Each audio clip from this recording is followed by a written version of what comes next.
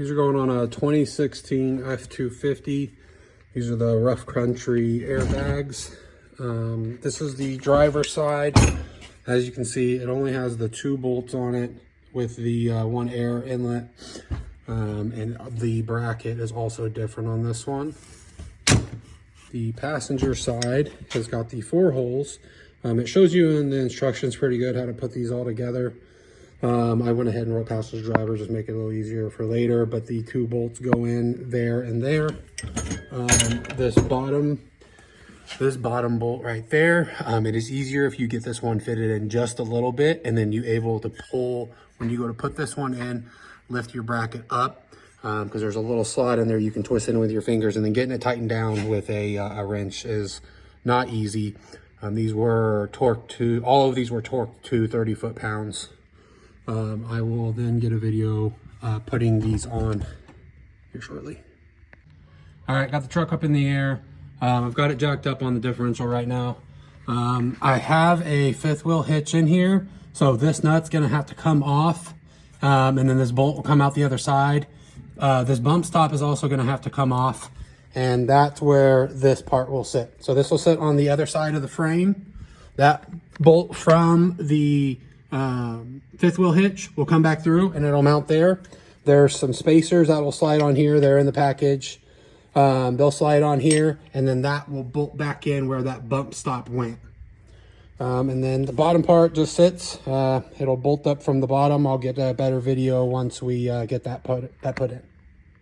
Okay, so my bump stop would not come off. There's a 15 millimeter nut on the top that goes through it. I went to go unloosen it, and I'm assuming it was jammed up with a bunch of rust or dirt or something, and just spun. So I ended up getting a carbide oscillating bit and just cutting it off. All right, so I got this thing completely on. It was a pain in the butt, to say the least. Got the brackets ran down here. As you can see, I had to unscrew that brake line just to make sure that it did not get caught, but I think it's going to be fine. I have got a 5th wheel hitch on here, so when I went to go run the bolts that they sent with this in there, they were way too small, and it would have just been bouncing around in there. So I ended up having to get a 3/4 inch drill bit and drill that hole out for the bracket on the other side to fit this bolt that came with my 5th wheel hitch. But all I got to do now is run the, oops, sorry, it's gonna be hard to see.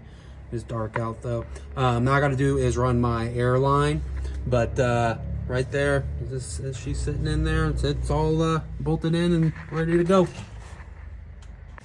All right, there's a carriage bolt that sits on this side, and then it has these 3 spacers here.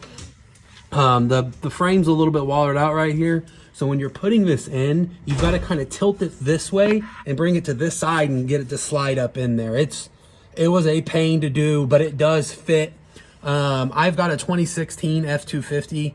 The way that I have got mine mounted is I have the tire on the other side. I dropped this side low enough to where my jack stand is just sitting on the axle, and then I've got the frame actually jacked up right here to give me enough space to slide that in, because there was no way I was going to get that in without this being dropped down farther than I could have got it with just a regular floor jack. But you can get it with just a regular floor jack.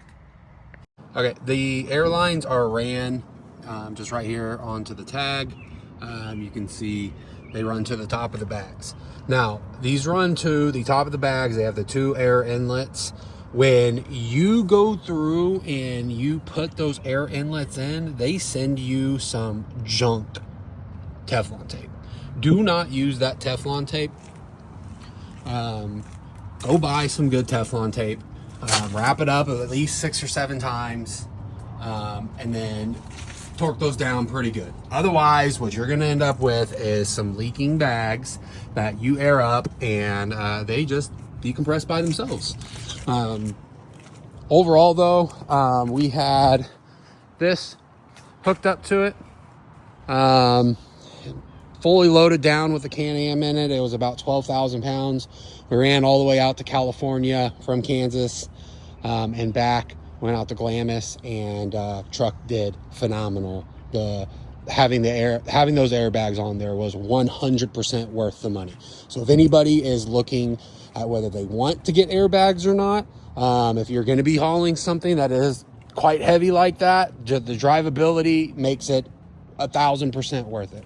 I would highly recommend, if you want airbags, or if you're going to be hauling something that is very heavy, not to have to worry about the squat and just the overall control that you have. Just spend the money and get them. I mean, if you want to get them installed somewhere else, it's, you know, up to you.